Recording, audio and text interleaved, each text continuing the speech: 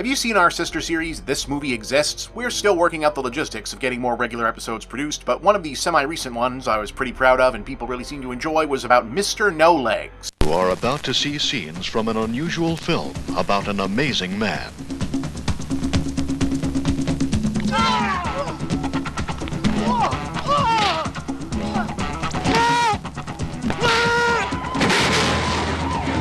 You plan on starting your own operation here?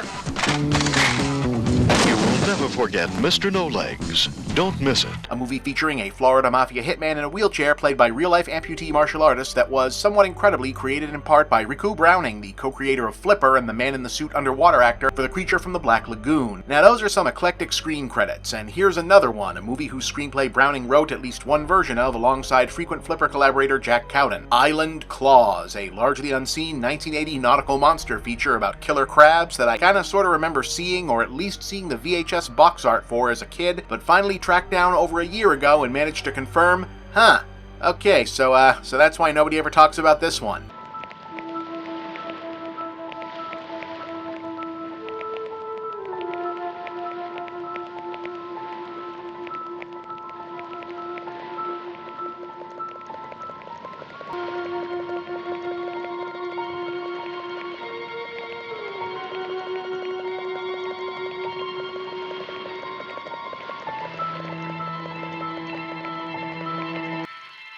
Nothing's happening.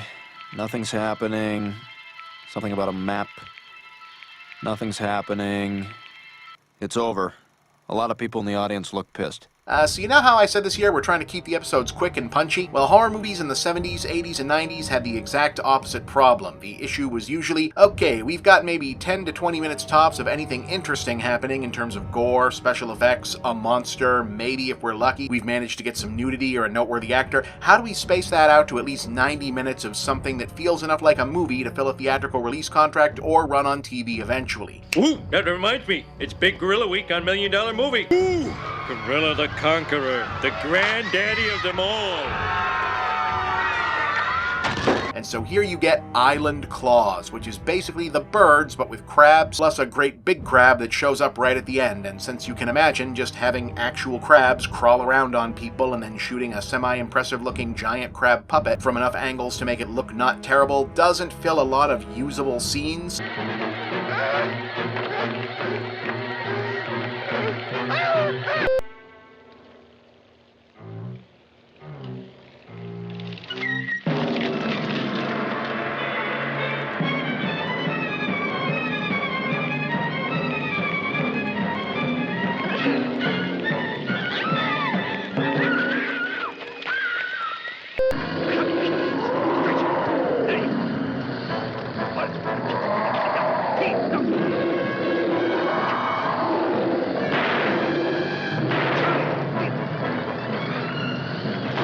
There's a lot of movie to fill in otherwise with a lot of subplots and character work. Now, granted, that's also what The Birds does in between the bird attacks, but this is not exactly Hitchcock, like at all.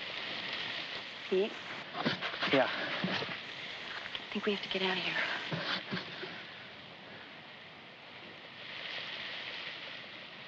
You walk all right? Yeah. Okay, come on.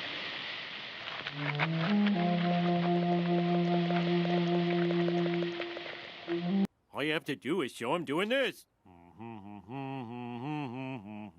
And people will suspect the dog. So instead of thoughtful and or quietly absurd, I think this movie might be kidding sequences like the character beats in that one. Island Claws spaces itself out with an obligatory feeling investigate what's making the crabs weird framing subplot. How's the coffee? Oh, not bad. Would you like coffee? About the accident at the nuclear power plant this morning. The malfunction was a minor mechanical problem. One of the gauges that monitors the reactor failed. That plant could easily destroy marine life simply by neglecting to tell us that they accidentally discharged contaminants. There are no contaminants in those discharges. And what makes you so sure of that? My father works there. I was over at the Marine Lab on the island all day. I started working on an article on some of the research they're doing over there. In the Galapagos, just off the coast of Chile, there are volcanic rifts that heat up the water to a much higher temperature than the surrounding cold water, and the results are very large sea creatures. Oh, isn't that where they found those giant sea worms? Mm-hmm. Yeah, that's right, that's right. Where do you get growth hormones? We create it. Right here in the lab. You mean you're working with DNA and gene splicing? That's really risky. No more so than nuclear power. I'm just saying, 70s boobs were different. I don't know. Another running subplot about a community of recently arrived Haitian refugees on an island, that this is all taking place, being blamed for the crab stuff that feels like it should be getting interesting and then doesn't really. The bridge tender said he doesn't remember anybody going to the mainland last night, but he was probably sleeping. Damn, you'd have to be desperate to come all this way in an old tub like that, wouldn't you? Oh, yeah. I bet you some more of them Haitians. Well, what if they are? So what? Well, they found the boat the morning Amos was killed, didn't they? Oh, that's a big damn clue, isn't it? That don't prove nothing. Oh, yeah? I read about them Haitians. Do you know what they do with that voodoo crap? Colette.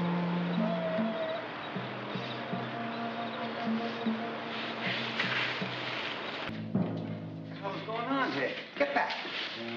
I told you they were around here. Put that damn thing away. Nobody killed anybody. Joe, listen to me. This girl's sick. She's gonna die. We've got to get her to a hospital. The bridge is out. We got to get her across to the mainland. Garner, what about your boat? We'll use my boat. No, we might need you. But mostly a lot of local flavor stuff with the various characters hanging around bars, making small talk, and waiting to see who gets killed by crabs, which, you know, at least feels authentic and lived in. He's very influential. He may not be important at all. You know, he's got his finger in just about every pie. Big bucks. Mm-hmm. More than a decent man needs is what he's got. What are you so mad at? I'm mad because you scared the hell out of me. That's why I'm mad, Coy. You remind me of my wife. You could turn a man to drink. You drank before you ever had a wife, Coy. I was lonely then. The whole thing actually has kind of an authentic feel to it. You know, for a killer crab movie, nothing really happens, and it's the opposite of exciting, but you feel like you're watching real people in a real place, and you can tell the people making it knew what these surroundings and characters would really be like.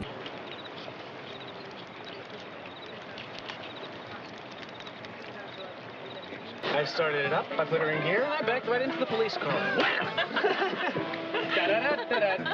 Frankly, it'd probably be a better movie without the monster crabs, which is probably why it's almost the definition of a forgotten movie. It did get a limited Blu-ray a few years back with features and a few interviews, so it's not as impossible to see as it once was. So, you know, if you ever came across this one and also wondered if you'd imagined it, you can now check that off the list and see it if you feel the need.